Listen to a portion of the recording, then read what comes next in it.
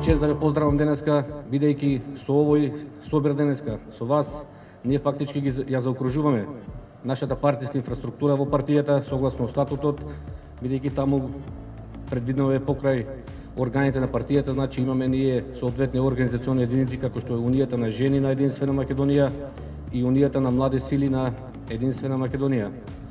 Не е претерано, ќе ви кажам, без разлика што народот можеби пошироко не го гледа тоа со оглед на медиумскиот мрак кој што го применува оваа марионетска власт во Скопје према нашата партија.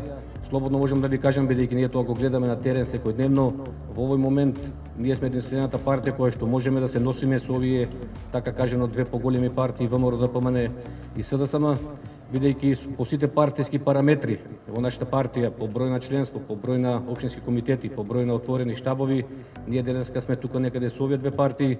Битката што следи сега пред овие избори, можам да ви кажам дека ќе биде многу интересна од аспект на нашата партија.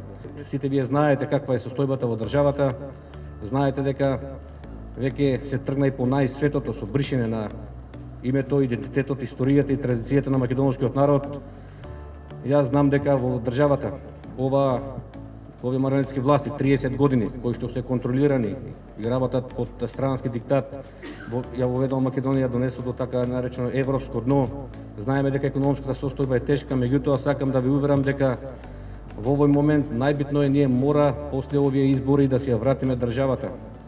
Бидејќи сите ќе ви зборуваат и за економија и за развој на човекови права, меѓутоа едно треба да знаеме сите дека ако се струши државата, сите ќе нас затрупа во неа. Па после на кој ќе биде таа благосостојба, на кој ќе биде таа економија? Ние мора сега да се вратиме државата, а после економскиот развој на земјата многу лесно може да се оствари, бидејќи економската наука досега се погрижила да ги открие сите параметри како се развива една економија, како може да оди напред една држава. Меѓутоа сега е најбитно ние мора да ги заштитиме виталните национални државни интереси. Посебна улога во таа наша, да кажам, мисија ви припаѓа и на вас, жените. Вие мора да донесете одлука, да бидете на правата страна на историјата, бидејќи не можеме веќе сите дома да седеме, да гледаме на малите екрани и само да навиваме дали за едните или за другите. Затоа, народски кажано, мора сите да се вклучиме, да застанеме на правата страна на историјата.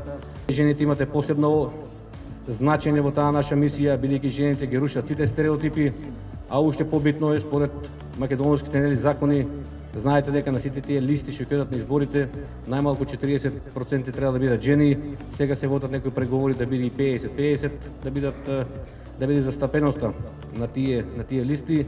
Меѓутоа, како што кажав, јас верувам дека од денеска Единствена Македонија ќе биде многу посилна, многу позначајна на политичката сцена во Македонија.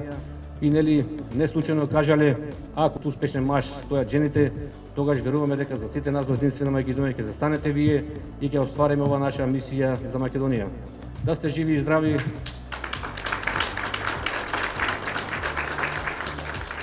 Да ни е жива Унијата на жени на Единствена Македонија, да е жива Единствена Македонија, да ни е вечна и Република Македонија. И благодарам.